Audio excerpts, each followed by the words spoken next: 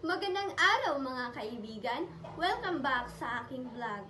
Ngayon ay pag-uusapan natin ang isang mahalagang paksa sa edukasyon, ang Mother Tongue-Based Multi-Language Education o mas kilala bilang MTB-MLE. Ano nga ba ito?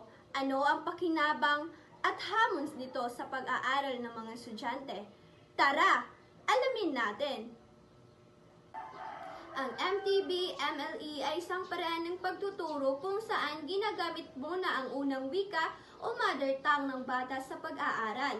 Halimbawa, kung ang bata ay Ilonggo, Cebuano, Waray, iyan muna ang ginagamit na wika sa klase bago ituro ang Filipino at Ingles.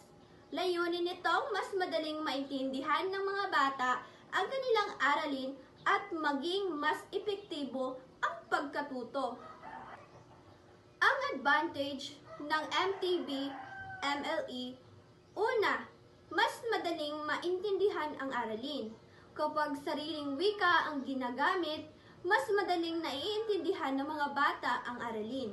Hindi sila nahihirapang umintindi, kaya mas nagiging aktibo sila sa klase. Kagaya nito. Pangalawa, mas mataas ang kumpiyansa ng mga mag-aaral.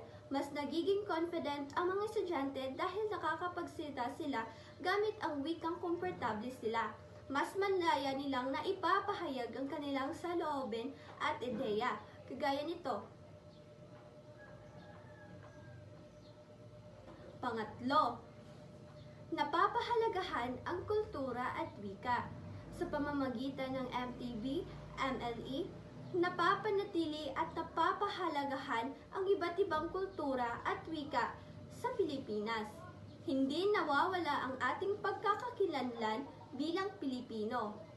Ngayon, pag-uusapan naman natin ang disadvantage ng MTB-MLE. Una, kakulangan ng mga kagamitan. Isa sa mga hamon ng MTB-MLE ay kakulangan ng libro at learning material sa ibang mother tongue. Hindi lahat ng wika ay may sapat na resources. Kagaya nito. Pangalawa, nahihirapan sa paglipat sa Ingles.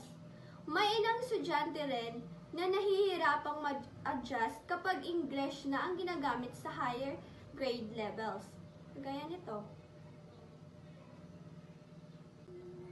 Pangatlo, maraming wika sa Pilipinas. Dahil maraming iba't ibang wika sa bansa, nagiging hamon para sa mga guro ang paghahanda ng tamang paraan ng pagtuturo para sa bawat lugar.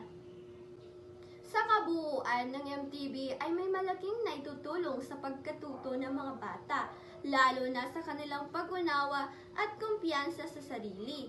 Ngunit, mayroon din itong mga hamon na kailangan paghandaan at pagbutihin ng ating sistema ng edukasyon. Ikaw, ano ang masasabi mo tungkol sa MTB-MLE?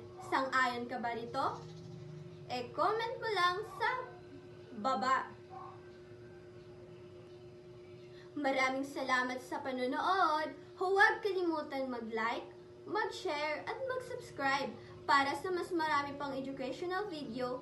Hanggang sa muli, paalam!